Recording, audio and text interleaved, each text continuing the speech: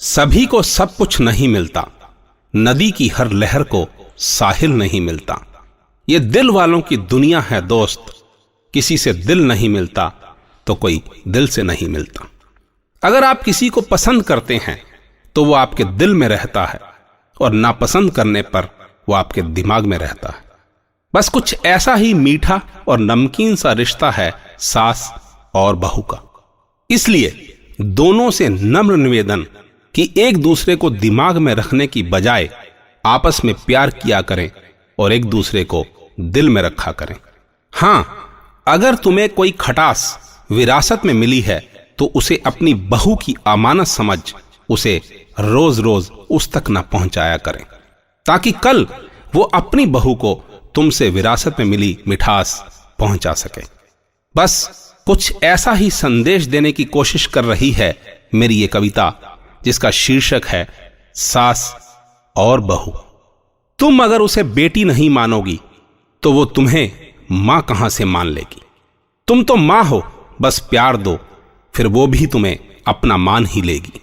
मगर तुम्हारी बीमार सोच का क्या करूं जो न बदली है न बदलेगी। यानी बहू कुछ करे तो गलत और अपनी बेटी करे तो वो सही करेगी। एक बेटी की मां अपनी बहू की सास, यानी वो एक ही औरत होती है, लेकिन बेटी के लिए अलग, बहू के लिए अलग उसकी परिभाषा होती है। बेटी की शरारतें, संस्कार और व्यवहार उसे बहुत प्रिय होती हैं, मगर बहू सिर ढककर सुबह शाम पैर छुए इसकी उसे जरूरत होती है। अपनी बेटी जब चाहे मायके आ जाए, मगर बहू की ये इच्छा क्यों होती है? आजकल मंदिर हो या पार्क, अपनी अपनी बहू की बुराई सुबह शाम होती है। यानी हर बेटी की बुराई किसी न किसी पार्क में जरूर हो रही होती है, मगर कोई सास जिंदा जली हो ऐसी खबर किसी अखबार में नहीं होती है। वो इंतजार करने को कहती है और तुम पोता जल्द देखना चाहती हो। वो बच्चा है, बचपना दिखाती है, मगर तुम भी कहां बड़प्पन दिखाती हो। तुम्हारी बेटी दामाद को काबू कर ले, उसे ऐसे ऐसे गुर सिखाती हो। तुमसे तुम्हारा बेटा ना छिन जाए, फिर इस डर से क्यों मरी जाती हो। तुम कुछ कहती नहीं, वो कहती है सुनाने में कसर कुछ शेष रहती नहीं। तुम नजरअंदाज करती हो, वो देखती है नजरों से तुम्हारी कुछ छूटता नहीं। तुम मंदिर जाने लगी हो, यानी रसोई से अब तुम्हारा कोई रिश्ता नाता नहीं।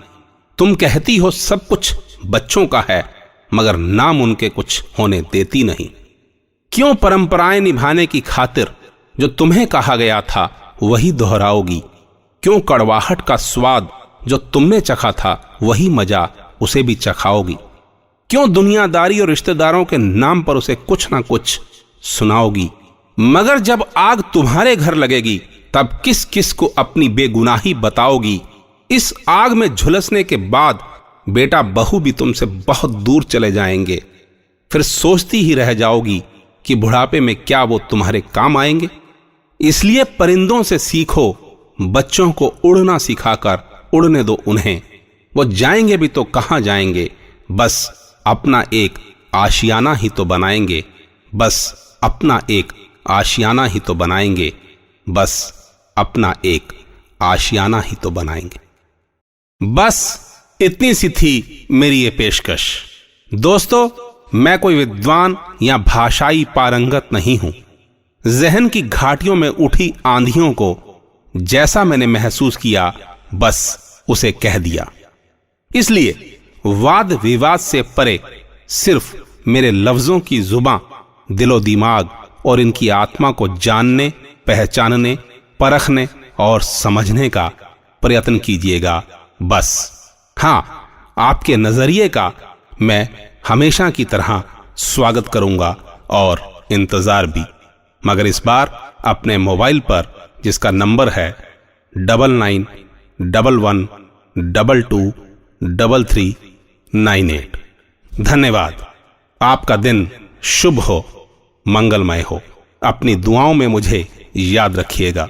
आपका अपना राजेश हांडा, राज।